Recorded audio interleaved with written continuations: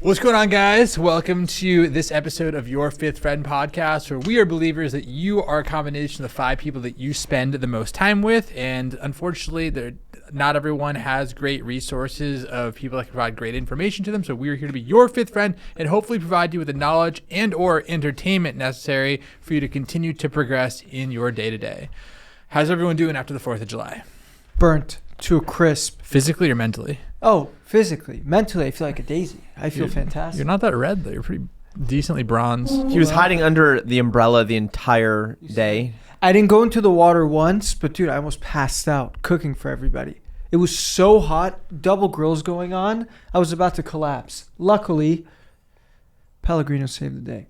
Anywho, Arman, what do you got going for us today? Today's your topic. What are we getting into? Guys, today I wanted to kind of dig a little bit deeper. We know we have a lot of, e-commerce founders, different types of people in the e-commerce space that listen to our podcast. And, what better topic to kind of go over than, what are some of the commonalities that we see as, agency founders when it comes to e-commerce brands that are successful. For TalentPop, we're a customer, success agency. We want to help, brands when it comes to managing their customer service. So we get to see a ton of e-commerce brands, and being able to understand some of those commonalities, I think, are things that a lot of our clients, I'm sure a lot of your clients, Saman, in your space would want to get a little bit more understanding of it. So I'd love to have this conversation with you guys today and kind of break it down a little bit for our audience. I think it's also good to note that before any of us ran agencies, we had multiple e-commerce businesses. We generated over 8 figures of revenue.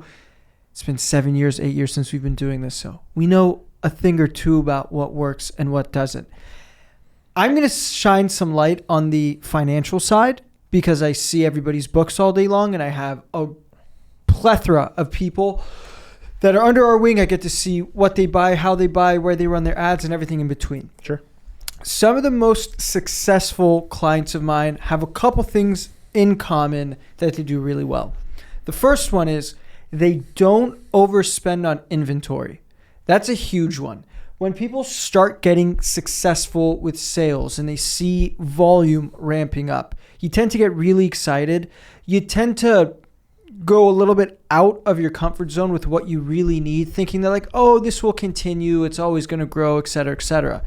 Then what you do is you lock up all of the profits that you've made into inventory or get some type of loan. It could be Shopify Capital, Wayflyer, whatever the fuck, a line of credit.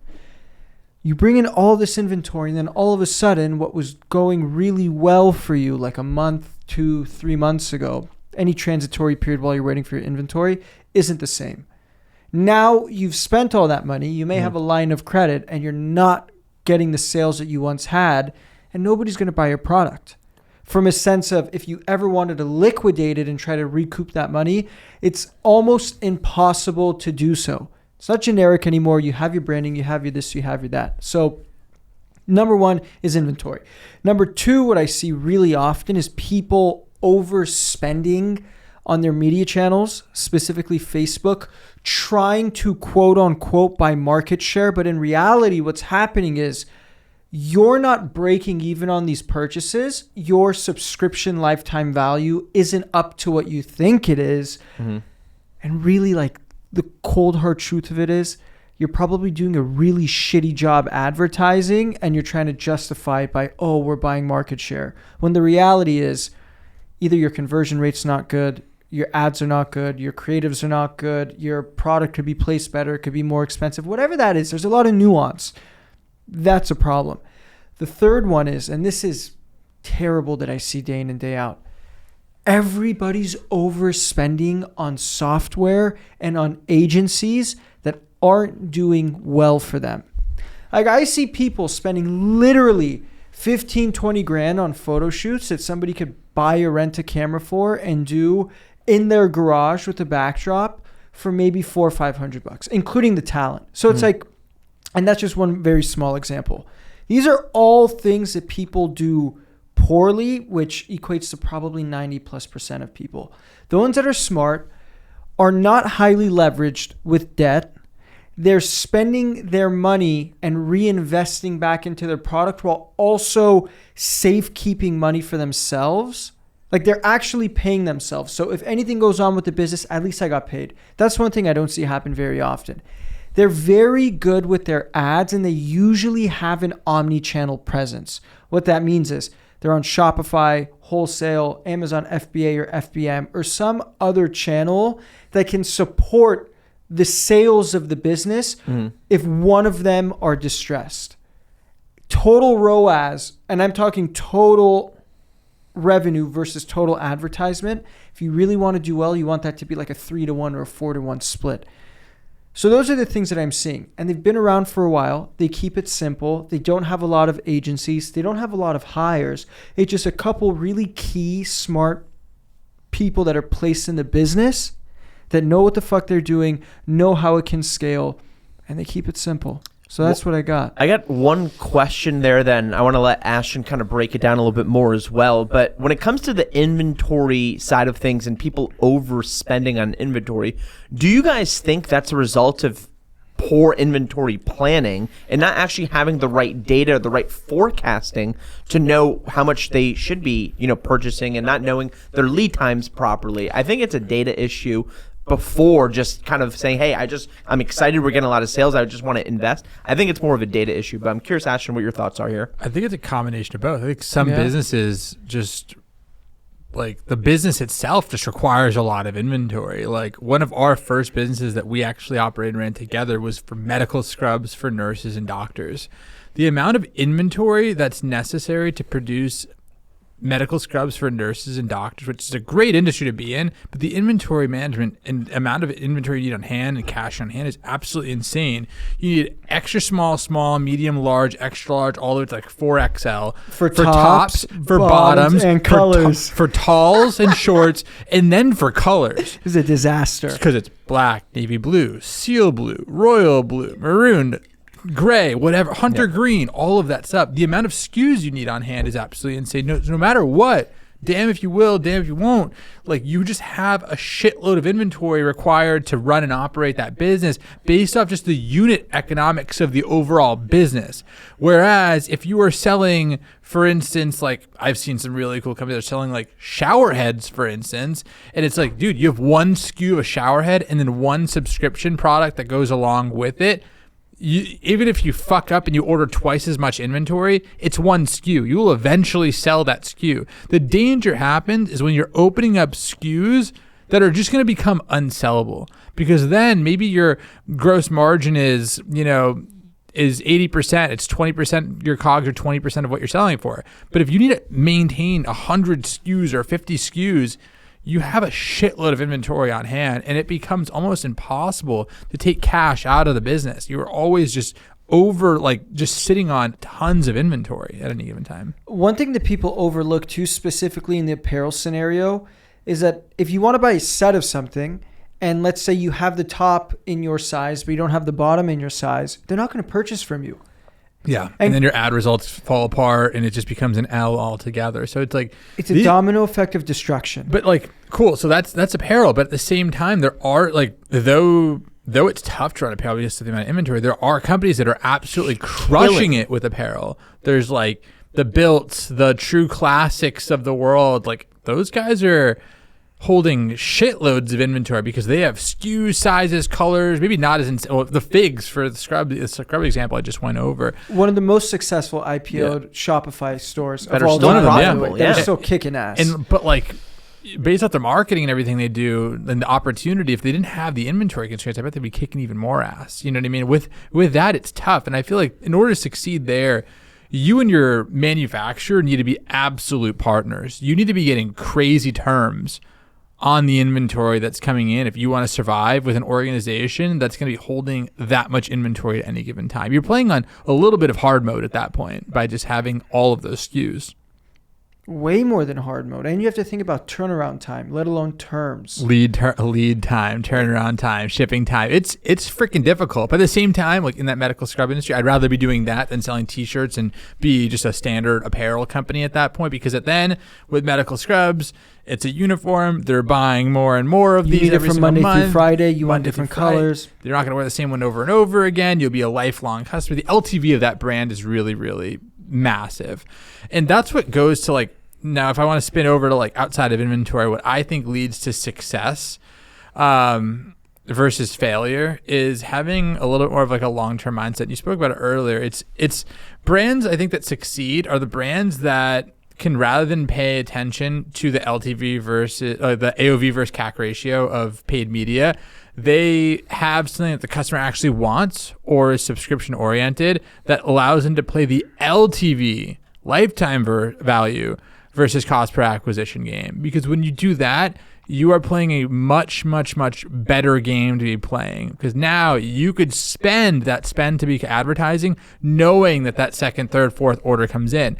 But you need to be very confident that your one product alludes to being able to have that high frequency of reorder rate, and two, your customers love your product. Because if not, and you're in denial and you think that's going to necessarily happen when it's not going to happen, like no one actually likes your t-shirt, it doesn't fit well, whatever it happens to be, and you try to play this LTV to CAC ratio without the data there, you are going to be in a world of pain. But those are the brands that are really succeeding right now.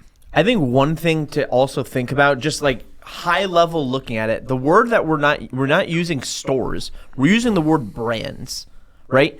Being able to be successful in this day and age, if you wanted to find another product, you're going to go on Amazon and find that product. 100%. But if I'm trying to purchase from a company on their website, I want there to actually be a brand, a story, reason why I would come to them rather than just going on Amazon. So I think you have to have a narrative behind your brand. You got to be a brand that people can trust. And I think that is also some of those soft intangibles that will lead to you being successful when you do focus on telling that story, when you have the right branded, website, once you get to the level of scale where you're proving the concept and you're really investing into the website itself, you're investing in having the right applications. It makes a lot of sense to be looking at that, but knowing that, hey, listen, we got to be lean at first. Right? I think that's some of the things that we talked about here. We want to be lean. We want to try to be as profitable. We don't want to churn and burn. Even if we are raising money, we should be responsible with the money that we're raising. And you want to be in a position where if you do understand that goal in mind, start lean, get that proof of concept, make sure you're not spending, creating, different SKUs of inventory just for the sake of creating it. Have a strategy in mind on how you're going to go to market, and being able to track your results very consistently and knowing your numbers. I agree. People have a misconception of what running an e-commerce brand really is, and I like your nuance between brand and store. The barrier to entry is so fucking low that literally anybody can get on Shopify, WooCommerce, whatever. Yep. Start their page, find a product, sell it. The difference is people just look at it as website, product, ad, sell. It's so much more than that, and the brands that are really crushing it are the ones that are more dynamic than what I just mentioned. They realize that this is a multi-layered, multifaceted business at scale. I'll explain. First, you need to have a really good product team. If you can be a great marketer, that's a plus, but if you have a shitty product, people won't come back, touching to your LTV. Second thing is you need to have a wonderful creative team, not just for images and videos on your website, but the bulk of that work is going to go through organic social. It's going to go through curating ads, iterating on ads, and finding the things that win. Third thing you want to be looking at is your actual marketing team, and that could split up between paid media, between email campaigns, SMS campaigns, and influencer outreach. So someone's got to really man like 4 divisions in there for it to really make sense. Moving on from that, here's one that you guys can talk about, but it's customer service, customer support, the post-purchase journey of a client and retaining them. And I think finally, it's logistics and operations that people really drop the ball on the most. But you need somebody that's planning your inventory, that's managing the money, that's making sure what you're buying and what direction you're headed towards is a good one. When you look at it objectively like that, all of a sudden it becomes a very daunting thing to create a really good brand. And on top of that, you have to have the story that's going to bring everything together and make it sell. Yeah, I think it's you're totally right, but it doesn't have to be that difficult, I think, is what it really comes down to. It doesn't have to. There's a lot of good agencies and tools that allow you to be able to get there very, very quickly. So if I was doing this, it needs to be done right, and it needs to be done very, very well. Like the days are over of you being able to like spin up without a designer, like a shitty, basic Shopify plugin website. Like you got to develop something that with with taste, that's cohesive across the board, because it's gonna affect your overall like cost per acquisition. Like we used to always just wireframe on Photoshop websites, pass it over to a developer in India, they'll bang it out for $600. Next thing you know, you got a website up and running. That worked, but at the same time, probably would have worked a little bit better if we did the things correctly. And when it comes to building a brand, what are the components there? One, creative images. And it's a bitch to go and take really excellent photos, get UGC together, and all of everything it takes for all of your emails, your website, marketing material, all of the above. But there are good resources out there. This one thing, I've seen their ads all the time. It's called Suna. Have you guys heard of them before? Suna's the photo studio that does all this for you, right? Yeah. VC company. They're actually crushing it from what I understand. They're absolutely killing it. They're huge. They're crushing it. But $39 a photo, $93 a video clip. And there's a do it for you service. You send them over your product. They take, and there's like kits. It'll be like, I want the UGC kit. I want the product photo kit, whatever it happens to be.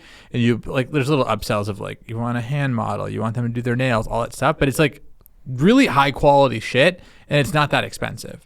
So you can buy kits of all of your like website / Amazon photography. And now you have these great resources, and you can early on, you can take these resources and apply them over to your email, which is good. From there, what you can do is you could hire a virtual assistant to assist you with collecting. You have great product photography, great. Now you need marketing material.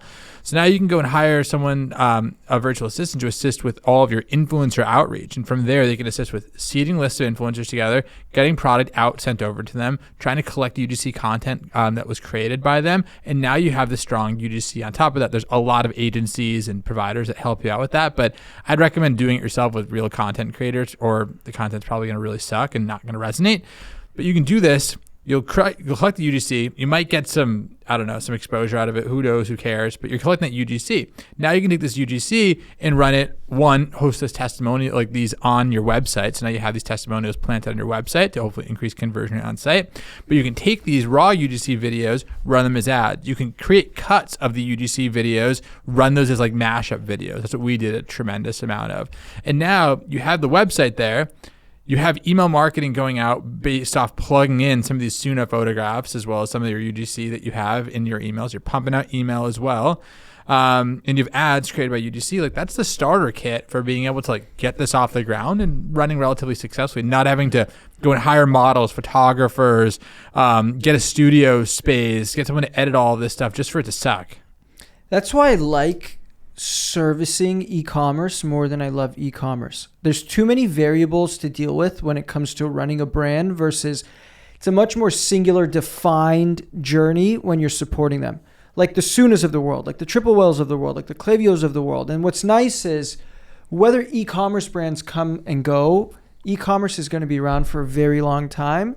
And all of these softwares and services will scale up the cost of their actual service or software as your revenue goes up. So it's like you're at the ultimate win at that crossroad, even though it's not a conversation for now. That's where I would like to be and what I would like to talk about next. Yeah, and I think just it kind of leads to what you're talking about here. And I think you have to also have a couple things in mind when coming to this journey and starting your e-commerce store. Number one, what are your goals? Are you trying to build a business where you can have an additional passive income stream? Maybe you're making another $10K a month. That for a lot of people, that's a huge win. Being able to have that additional $10K, $5K a month coming in, that would be huge for them. And being able to do something that they're passionate about, a lot of people really enjoy that. So understanding why you're doing it in the first place. If your goal is to build a 9-figure business, you got to ask yourself, or, $1 billion business, whatever it may be, is the business that you're looking to do, does it have the addressable market size and the opportunity to hit that end goal? Do your research, understand what other people in the space have been able to solve, understand what your addressable market size is, and see if that is an actual avenue that we should travel, right? For us, we had a really, successful business at the time with, being able to start a salon apparel business. But what we were able to realize over a couple years in our journey is that the time that we needed to take in order to grow that business, the opportunity cost of us continuing to grow it versus doing something else wasn't there. Way and too high. And I think it's important for a lot of people to understand opportunity cost and aligning that with what their goals are. If people are able to do that, I think you're going to find a lot more fulfillment in whatever you're looking to pursue. Curious what you guys think about that. I agree with that sentiment. I also think like people like to go into e-commerce because it's easy to do, but talking about making an additional 5 to 10 grand a month in profit from e-commerce is not an easy feat at all. Like, let's be very fucking honest. If you start a drop shipping site, you may make an extra 1 to 3 grand a month for the most part. Like, that's pretty good. If you're a young man or a young woman that's just getting into the game, I would love to have an extra 1 to 3 grand a month. It's just not one of those things that's sustainable unless I think you want to take it all the way. You know what I mean? Yeah, there's not that many like really in between. Like, there's not that many e-commerce brands making 5 grand a month in profit. It's like you're either going way above or you're failing pretty miserably. I would say at least 80% of the clients that we manage their books for are not profitable. And these are not small little brands, and that is not an exaggeration of a metric. These are brands that are generating at least $2 million a year. And it's like they're negative, plus they have loans, plus they have a ton of inventory, plus Facebook ads are going to shit. It's really tough. By the way, I'm not saying this to discourage anybody. Yeah. I just think you need to be a little bit more methodic and thought out with how you want to roadmap it and how you want to push it through. Because if you do, or when you do find that right product in that right niche, you can make a fucking killing. So what makes these guys like fail as much as they're failing? An 80% fail rate of these brands that are making over $2 million a year is insane. Like, are they doing what we're talking about here? Are they paying attention to LTV or just new customer acquisition? They don't know what to pay attention to because there's so much data floating around and everything is related to one another, but they don't know how to make sense of it. It's a lack of clarity. It's a lack of clarity. But more than that, when you're working in e-commerce, there's a direct consequence or reward for spending on ads. If you're spending, for example, more than $3,000 a day, let's say $3,000 to $10,000 a day, your primary focus on your day-to-day is watching your bank account deplete with that cash and seeing if the increase in cash and sales is going to help you out. And if not, you are absolutely burning yourself to the ground and you don't know how much runway you have left. But it doesn't have to be that way. Like, if you do a business that one is set up for like increasing LTV, like just a business or a brand that people like. So an example of this. Let's say a business that's built for LTV is like a subscription company, right? Sure. You buy it once, you buy it multiple times. You can increase that LTV very heavily. One that is not built for LTV, that has a high LTV, is just a really good product. So Jackson, they're one of our clients. They're in the jewelry space. Jewelry is not built for LTV unless you have a really strong brand or doing a lot of things right and a really great product that people are proud to reorder. The next product, you have a deep enough product selection, complementary products, but the quality of product A makes them want to buy products B and C. I think LTV for jewelry is actually way bigger than you think it is. I think so Apparently it as well. is, yeah. I think it is as well. Not to say that you're wrong. I think typically speaking, you don't think of men wearing a lot of jewelry, and Jackson is a men's jewelry brand. But if you, let's say you go out to a club, right, or a bar, whatever. Most guys that you see will not only have maybe a ring or two on, they'll have a couple bracelets on, and they'll have necklace, maybe like 2 chains that they've tucked in, earrings. Like it's a real thing. Where I think they capitalized on, and this is a really important one, opportunity somewhere that really hasn't been seen yet is what Jackson did. Like, there wasn't a go-to brand for men to buy affordable jewelry. So it's finding the spot in the marketplace. Like, there's always the a sweet spot. I guess what I'm going back to, we can talk more about them and what they do and all that, but like going back to it, like why brands are unprofitable. Like in order for Jackson to do it, again, great product. If you bought the bracelet or the necklace and it sucked, you wouldn't buy the bracelet. You wouldn't buy the earrings. You wouldn't buy the next thing. So having a product that works really, really well, and or having a brand that alludes to LTV, like a consumable product that's built around subscription, is absolutely pivotal. So some of these unprofitable brands that are only paying attention to LTV to CAC, AOV to CAC, and being able to change their mindset to be a little more long-term, to understand, how do I increase the cart value? What is the second thing I can sell to add $6 to my average cart to be able to now make my ad $6 more profitable, which will make my ROAS, at a 2x level or whatever it happens to be. What if they start thinking about that? What if they start sending way more email out every single day to increase that reorder rate? What if they start to zoom in on their product and identify how to make it better?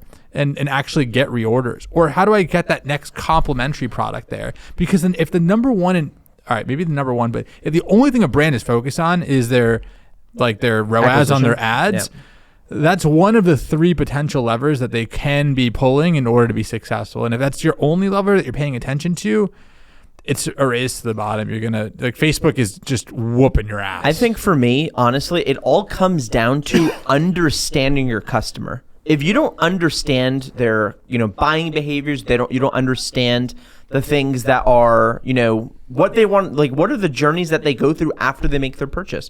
Do they want other complementary products? Do they shop for other things? Are there opportunities to have them upgrade to a new product?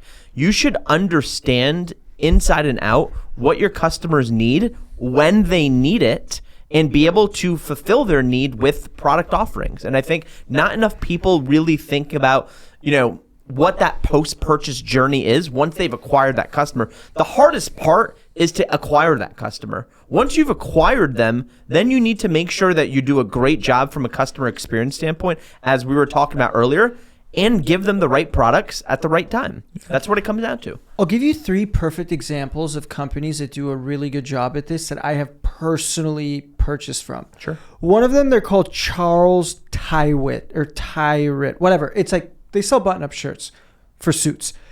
One on their website, all the shirts are usually like $100. And they go, if you buy 4 more, it'll be $40. That's a play on AOV. Not a lot of people are going to come in and buy a $100 shirt, but when they give you the compare contrast, buy a couple more and it's only $40, 60% off, you're probably going to buy 4 or 5 shirts, right? If you're any type of professional that wears those dress shirts, you're going to buy more and have them all the time. Similar to scrubs. When I made that purchase, then they had a ton of tchotchkes as an upsell, not only in the Ajax cart, but also post-purchase.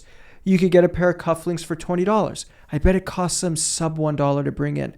You know the little metal things that you put into your collar to keep them straight? Yes. They sell a pack of those. They're metal, $10. I bet it costs 30 cents on the dollar to bring in. And it's like they did a really good job at giving me a compelling offer. They did a wonderful job at upselling me. And I got a letter from them today, Ashkan, the one that you just brought into my office. It just said, hey, thank you so much for your purchase. We don't take you for granted. Next round of shirts, once your white shirts get dirty, because they knew I bought white shirts, they said, here's $25 off on us, and we'll still give you each shirt for $40. Yeah. Not only did they do a wonderful job at the very beginning, capturing me and getting me to purchase, they've treated me like a prince afterwards. And they sent a really thoughtful, what looks to be as mass personalized as humanly possible based upon my buying behavior and purchase behavior to come back. It's impressive. Yeah. So any brand can increase incredible. LTV, and any brand can, because if they weren't doing that and now they were just banking on you buying a $100 t-shirt, and that's what they did. Well, you were probably like 80% less likely to convert on that purchase. I wouldn't have bought it. You wouldn't have bought it. Your AOV would have been a fixed $100 for the one t-shirt.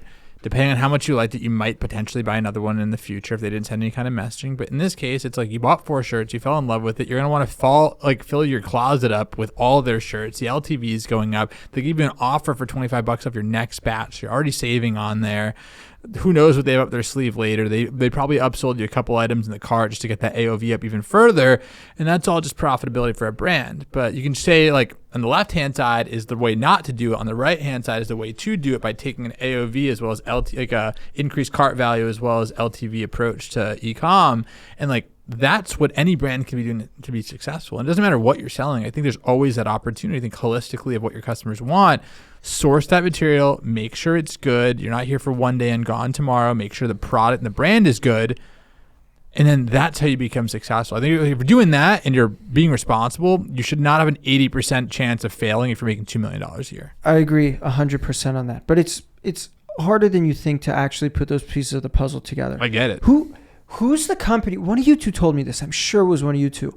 That if you leave something abandoned in your cart where they legitimately call you, it's a men's clothing company. Similar to Jackson. It's on the tip of my fucking tongue. Minimal. So we're actually working on doing that for a lot of the brands that we work with. So when someone actually abandons cart, what it's going to do is actually queue an abandoned cart message for one of your customer service reps. And we're bringing on a customer service sales rep specifically for this to be able to give them a call within 5 minutes as a concierge. And say, hey, Saman, I saw that you added this black, size whatever t-shirt to cart and you didn't purchase. I want to see if you have any questions about it. I love that approach, and I think it's so smart because all of the questions that we have in our head, sometimes the size charts and the pictures and the reviews don't do it justice. Yep. You need a little nudge. And that, you need someone to tell you that you're making the right decision to make sure that, all of your questions get answered. Yeah, I want somebody to hold my hand and make me feel valued. And I think that doing that for abandoned cart would make You've already acquired difference. The lead. You paid the advertising cost to acquire the lead. It's sitting in your Klaviyo email box. You're sending non-personalized messages to try to convert them. For the people that are not getting converted, they need the personal touch.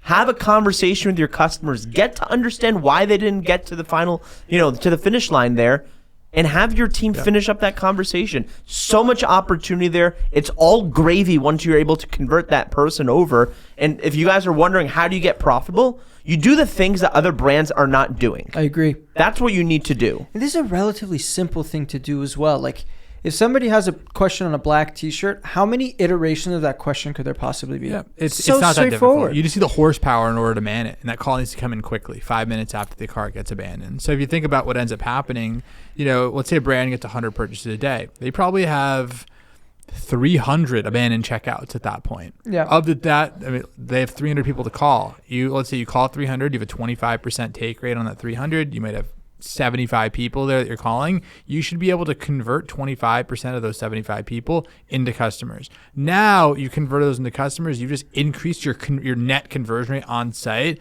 by 1-2 points there, perhaps even doubling your conversion rate. You've just changed the game on behalf of a brand. That is another way to make customer lifetime value grow, increase conversion rate on site, and increase customer experience to become a brand that people are going to want to be able to continue to purchase from time and time again. Because now you are acting as a concierge, the same approach that an e-commerce brand would have if they had an in-store presence as well. Yeah. Like Chanel, for instance. If you go in, you go buy a bag, you didn't purchase it, you're going to get a call from a concierge. Dude, I get calls from Louis Vuitton all the time when they have new things that come in. They have my purchase history. They see the things that my mom likes. None of it's for me, by the way, just so you know. I wear It's Wife Beater Wednesday every day.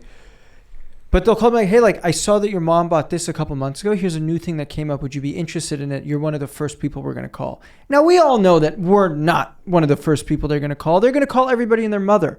But they make you feel really special. And I bet the uptake rate on that is massive. And when you're looking at a $3,000 bag or a $1,200 pair of shoes or whatever the fuck it is, it makes a meaningful difference because the people that can afford one can probably afford 5. Yeah. You know what I mean? And what it comes down to is even with a low AOV and it's not in the thousands, let's say your AOV is $75. Let's say it's $60. It's protein powder, whatever it happens to be. That call is still worth it. That call still takes seconds to be able to make. 100%. You are going to be able to print cash by making those calls happen. You just need to apply the horsepower, and we're working on productizing that for all the brands that we service. So keep an eye out. If you see something that works for a high-end brand, it'll definitely work for yours too. As long as the economics make sense. Even with the protein example, you could throw any product out. Let's say protein. If somebody buys your chocolate all the time and you come out with a peanut butter and you call them and say, hey, dude, I know you love the chocolate. I'm going to give you a free piece of a free little sample of peanut butter in your next order. Do you want to order a new one and order this? Or do you just want to try to order the peanut butter and give it a shot? I bet 1, you're going to be so perplexed that they're calling you. But 2, you're going to be so excited that you felt special that you're going to make that purchase, whether it be just buying the sample, buying the chocolate again, getting the sample, or just getting the protein. That's the new flavor. It's like that's many iterations. So we went over the example of calling to abandoned cart. You went over the example of calling your existing customer and selling them more. And then the third example that we're going to be launching as well is converting your non-subscribers into subscribers for subscription brands. So in the event that someone purchases twice in the last 90 days and they didn't actually purchase from a subscription, let's call and ask if they want to upgrade their order into a subscription there. Have you guys heard of Skio or Stay AI? Yes. When we were using Recharge, they were the only thing that we could use. At that time, it was just what it was. And what was really shitty about it is that you couldn't do certain things on the native checkout, so you need to use their checkout or Stripe and not Shopify payments, blah, blah, blah. Since then, lots of transformation. Companies like Stay AI will plug into your Klaviyo, will build flows just like you mentioned, Ashkan, where they'll look at a specific AOV or purchase history or how many orders that you've made and push these out to them. What's also really cool is on the back end, and if they don't love, again, I'm going to use protein, this chocolate flavor anymore, they'll recommend you 4 others. If you don't do that, they'll downsell you to a free sample package for a week. And then once you're done with that week, they'll send you a text where you could just spell out the name of the flavor that you like and we'll put you back on subscription. These are such intricate webs of things that you can do that are relatively easy to set up.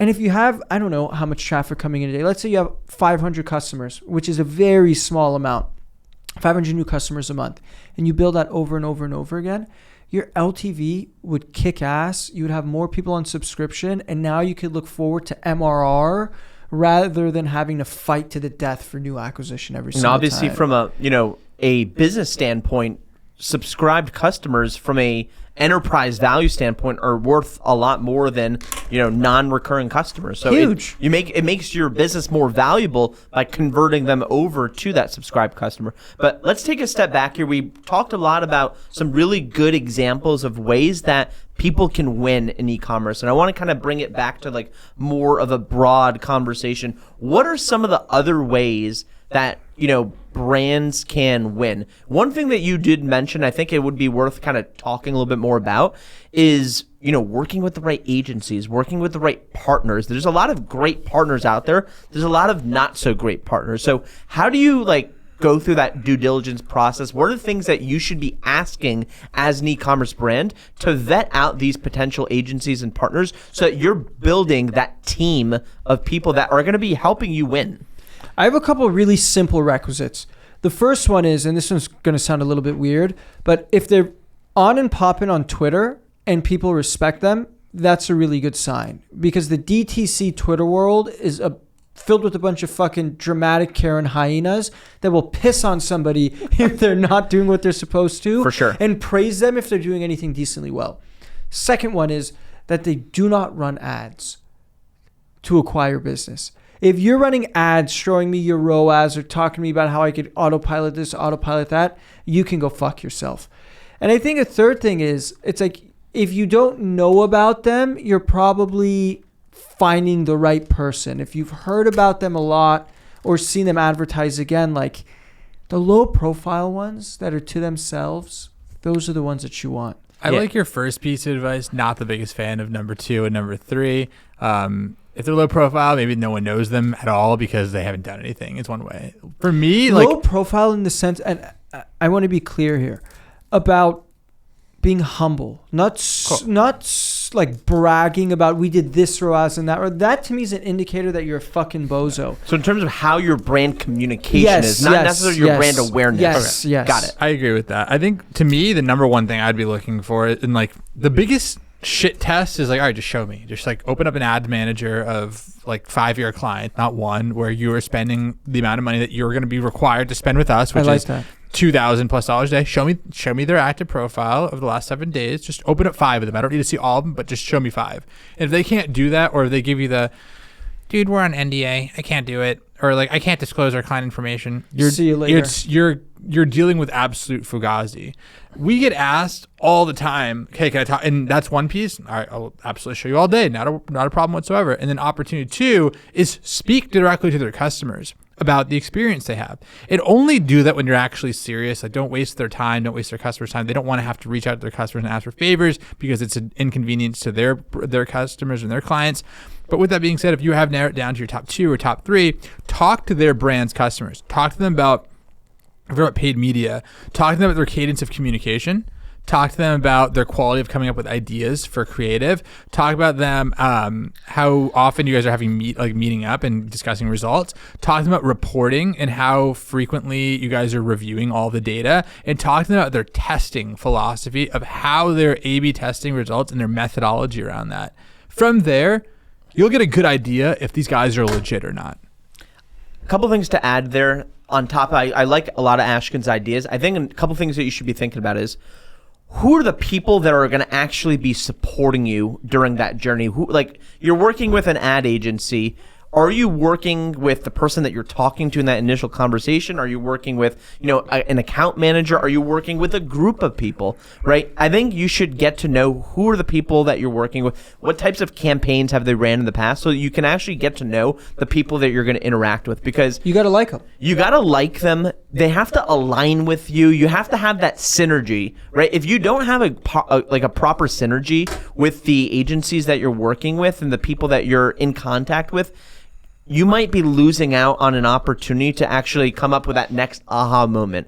And I think you really do want to be focused on working with the right type of people. I think you should also think about the agency size. Like, do you want to work with this, grandiose, massive ad agency that has, a couple hundred account managers, a couple hundred people on the creative team? Or do you want to work with maybe a smaller, more boutique agency that really understand e-commerce? Maybe they work with, 10 clients exclusively, and they really just want to do a great job of servicing their top clients. And I think the answer may also depend based on where you are on the journey. For sure. Right. And I think those are things that you need to understand as an e-commerce founder, and you should have those questions.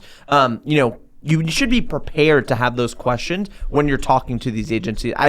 I'm fully a proponent and believe that if you don't come to those conversations with the questions that you want to ask in advance and you're winging it, you're winging your business. It goes both ways. Yeah. Your communication with them needs to be A1. Theirs needs to be A1 with you. And you just need to find a good girlfriend and a good partner to ride it out with you. One other thing to add, when you're working with an agency, I don't want to work with an agency that is a jack of all trades. I want to work with an agency that's focused on one specific avenue, maybe two, specific avenues that they're really, really good at. I don't need an agency that's going to do everything for me, because they may not be an expert in all of those things. I think also that will determine based on the size of your business. Once you get to that larger scale, you probably want to work with agencies that focus on specific niches, whether it's email marketing and SMS, or paid advertising on Facebook or Meta and all of those platforms, or TikTok. You almost want to really focus on the agencies that are experts in one or two specific crafts. The only thing that's tricky with that, I like the hyper-specific tasks. You're going to end up just managing a bunch of people, which is probably not what you want when you're going to an agency for them to do something for you. I think the goal is to take more off of your plate than put more on your plate. Sure. I get both sides, but one, I don't think a lot of people have access to being that hyper-specific, but two, it just becomes too cumbersome from a managerial standpoint. That's my 2 cents. But it goes either way. Like, if you have a team that can manage those fronts for you, or you have multiple people that are at the helm of taking care of them and owning the responsibility, that's great. If you're a smaller brand, try to do the most that you can by yourself and just with what you got. And I think that'll be perfectly okay. Another thing that you just mentioned there that I think is a great takeaway is you should understand any vendor that you're working with. You should really understand what they're going to be doing for you. Don't just say, oh yeah, these guys are going to take care of my Facebook ads. You really should have an understanding of how they're performing, what they're doing on a day-to-day basis. I agree. I think that's a big opportunity where a lot of people lose sight on, is just outsourcing it and just kind of, setting it and forgetting it. What do you guys think about that side of things? Like being in the weeds and really understanding what's happening. If you don't know what's going on, you're definitely fucked. Like, you have no chance of having a good outcome. You're just gonna get hosed because you need to be there top of mind. You need to be on their agency's mind, taking up their mind share, being a little bit difficult to deal with, just to make sure that you're earning that level of respect from them, and having the conversation you need to have to be progressive. You're just not showing up to your management calls. You're gonna think that they're gonna do all the work for you. Like, let's do it together. It needs to be done together. You need to have clear expectation set of what results you're looking to have hit. What is your goal ROAS? You need to have meetings with a certain degree of frequency to understand where we stand currently right now. Are we at KPI, below KPI, above KPI? What are the next tests we're going to run to continue to increase results or increase the amount that we can continue to spend, depending on if we're hitting KPI or not? And then just make sure that on the next follow-up call, are they hitting those metrics or are they not hitting those metrics? And just keeping a very tight eye. What's a recipe for disaster is if you show up and you're like, hey guys, how the ads aren't working, man. What's going on? That is a recipe for absolute disaster. Mm-hmm. What do you guys think about CRO, conversion rate optimization? Once you get into a point where you are scaling and you're doing pretty well, I think bringing in someone that can help you optimize your website experience, post-purchase funnels, things like that, from a conversion rate standpoint, can make a lot of sense. Yeah. I'm curious what you guys think about CRO. I don't really know what a CRO agency does. That's like a new term that's come about. But what I can tell you for certain is after a certain amount of spend and being a brand, it's the little details that make all the difference. This is when the idea of testing 7 different headers on a landing page just to look at the above the fold makes sense. Tweaking fonts or sizes of buttons on add to carts and this and that make a world of a difference. Because if you can make your conversion rate go from, for example, 3% to 4% in a month, that's a 25% increase in sales. That's huge. There's merit for it. I just don't really know what the fuck they do. Yeah, I think it's all about A/B testing your landing pages to identify if there's opportunities to increase your revenue per visitor on site. So think conversion rate, purchase rate, and revenue per visitor is really what you're trying to optimize for. What are the tests necessary in order to get there? So for instance, if you're landing on a collections page, how are we filtering the collections page? What's the ability? Where are we actually bringing people to? Is the collecting page 1 by 1? Is it 2 by 2? What does it all look like there to increase the efficiency of taking them down the purchase? And then what's important is what you said. One is if you're trying to do conversion optimization, you don't have anywhere near enough traffic.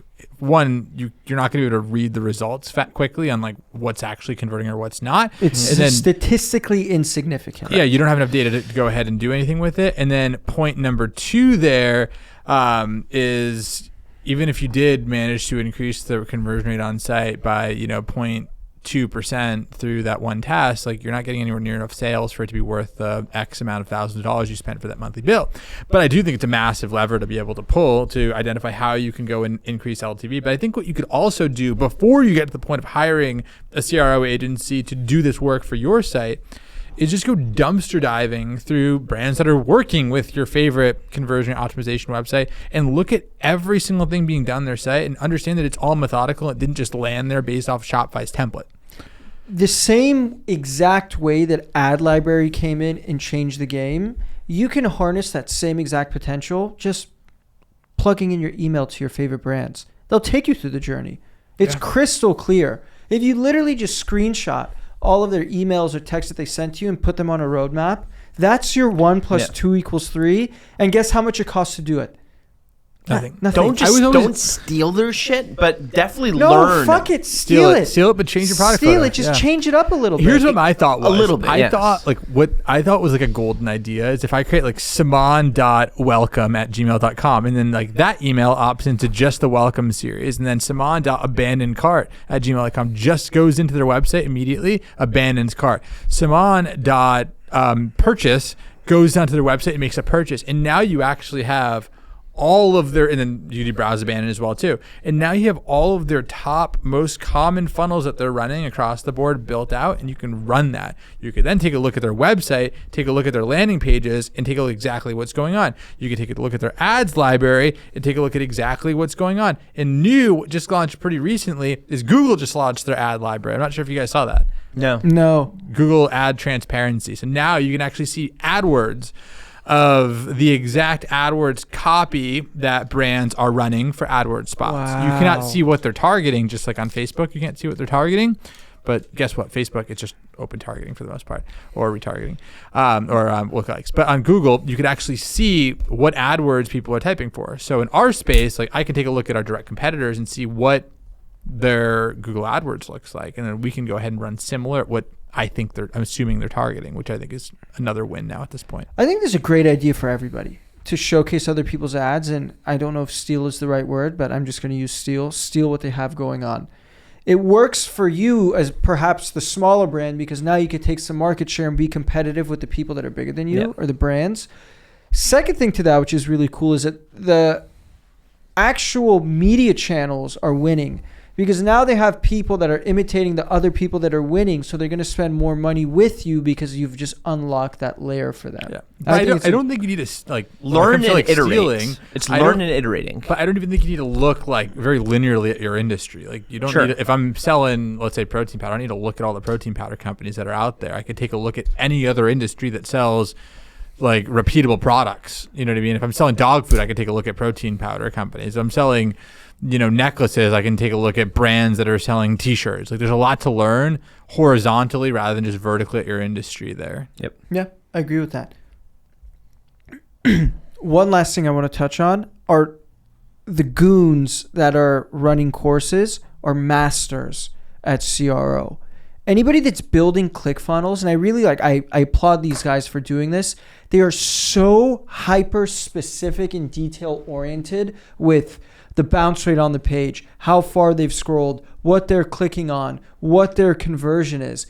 And they will adjust fonts, commas, periods, spaces, just to make everything increase. I think the only reason that it becomes so cumbersome in e-commerce is because it's more like a book, and one of those course, whatever, ClickFunnels are more like a front page. You have one long thing to worry about versus 60 different things that are scattered. So I guess the point of all of this and what I've come to is you need to have a game plan first. You need to generally roadmap what you want to do. I actually don't want to use the word generally. You need to be very specific with what you're going to do, where you're going to do it, how it's going to be done. And I think it would be really meaningful to start something like this, not solo dolo, but have partners that can complement what you're not good at for you guys to own different divisions in this space so you can have the best at bat. Yep. I think this is one of the very few industries where a solo founder, unless they have a ton of money and can hire a lot of people, are going to have a really hard time putting it all together and making it successful. And also, I think it'll be way more fun to do with a group of people that are in it with you. Okay. No, I think we talked about a lot of really interesting things. I think, for those that are listening that made it this far, go back to what Saman said earlier and how he broke down all of the facets of the business. Whether or not you do all of those things beginning or later in the journey, I think it's important to understand a lot of the fundamentals that it takes in order to build a successful team in the each part of the business that will allow you to be successful. So, I think it was a pretty good podcast, guys. Any final takeaways for this topic before we kind of wrap up here? This is episode 5. We've done like 80% more than anybody that's ever started a podcast has done. After episode 10, we'll be in the 99th percentile. I think it's episode 6. This is episode 6. Yeah. So we have 4 more after this, and then we're going to be in the top 1%, even though our metrics don't show any of that at all. For our 100 viewers, I hope you enjoy. We appreciate it, guys, and I am not going to butcher it this time, but we're going to do it. No, don't let me. No, one more time here, guys. You are the average of the 5 people you spend the most time with. We're here to be your 5th friend. We appreciate you guys to be part of this experience with us. We got a lot more to talk about in these future episodes. Give us a like, subscribe, do all the things that you need to do. Tell more people about what we're doing. We want to get this in front of more people, but we appreciate you guys. Thank you so much for the time, and we'll see you in the next episode. That was perfect. We're out. Guys.